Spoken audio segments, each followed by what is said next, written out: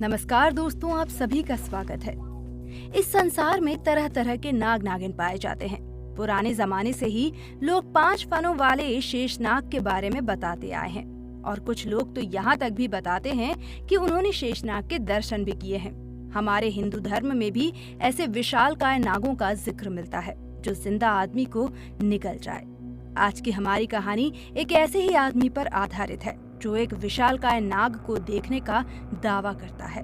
कहानी आगे बढ़ाने से पहले दोस्तों, आप सभी से एक छोटी सी विनती है कि चैनल को सब्सक्राइब जरूर कर लें और साथ ही वीडियो को एक लाइक कर लें। आनंद झारखंड के वन विभाग में फॉरेस्ट ऑफिसर था और छुट्टियां लेकर अपने गांव आया हुआ था। अभी कई दिन की छुट्टियां बाकी थी, मगर एक दिन उसके पास वन विभाग से फोन आ गया और उसे तुरंत ड्यूटी पर हाजिर होने के लिए कहा गया। आनंद को जैसे ही ये फोन मिला, उसने उसी शाम अपने दफ्तर पहुंचने का मन बना लिया। उसका दफ्तर लगभग गांव से 200 किलोमीटर घने जंगलों में था, पर आनंद के लिए जंगल कोई अनोखी चीज नहीं थी, क्योंकि वो तो दिन रात जंगल में ही ड्यूटी किया करता था। इसीलिए वो शाम को ही अपने दफ्तर के लिए रवाना हो गया। वो अपनी गाड़ी में अकेला था और खुद ही गाड़ी चला रहा था। रात का अंधेरा गहरा गया था और आनंद जंगल के रास्ते से आगे बढ़ रहा था। सड़क लगभग सुनसान और खाली पड़ी थी। कुछ दूर रास्ते में एक गांव आया और उसे एक ढाबा दिखाई दिया, तो उसने चाय पीने का मन बनाया और चाय पीने के लिए वहीं रुक गया। फिर कुछ रुकने के बाद, चाय पीने के बाद उसने फिर से अपनी यात्रा शुरू की। अभी वो 10-12 किलोमीटर ही चल पाया था कि उसके साथ एक बेहद चौंकाने वाली घटना घटी।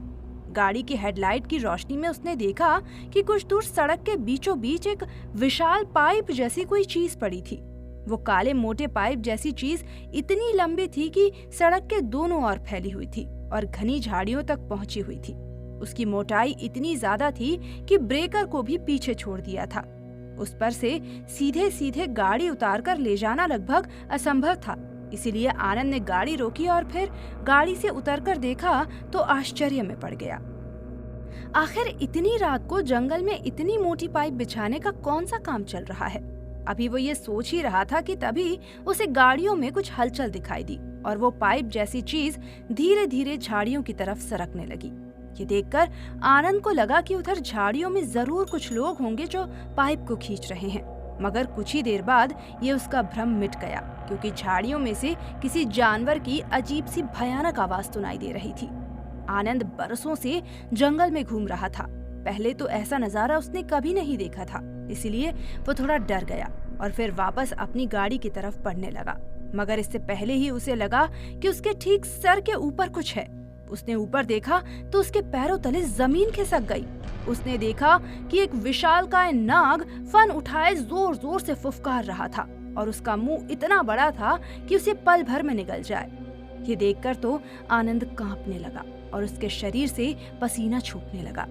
जब उस भयंकर नाग से बचने का कोई उपाय ना सूझा तो उसने अपनी आंखें बंद कर ली और ओम नमः शिवाय का जाप करने लगा। वो काफी देर तक उस मंत्र को जपता रहा और उसे फिर किसी ने आवाज दी, मेरे प्यारे भक्त आनंद, आंखें खोलो और देखो तुम्हारे सामने कौन खड़ा है।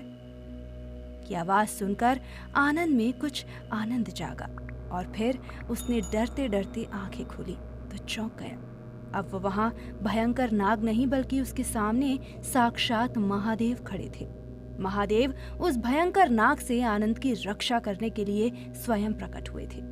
महादेव का ये चमत्कार देखकर आनंद में महादेव के प्रति भक्ति और विश्वास और भी ज्यादा पक्का हो गया। इस घटना को लगभग 6 साल बीत चुके हैं, मगर आनंद आज भी यही सोचता रहता है कि उस भयंकर नाग और महादेव के दर्शन वाली घटना उसका भ्रम था या सच्चाई। पर जो भी हो, उसने आनंद को महादेव का परम भक्त बना दिया। दोस्तों, क्या आपके साथ कभी ऐसी घटना हुई है? अगर हाँ, तो हमें कमेंट बॉक्स में जरूर बताएं। अगर आप भी महादेव के सच्चे भक्त हैं तो जय महाकाल अवश्य लिखें। वीडियो को लाइक करें और चैनल को सब्सक्राइब करना ना भूलें। धन्यवाद।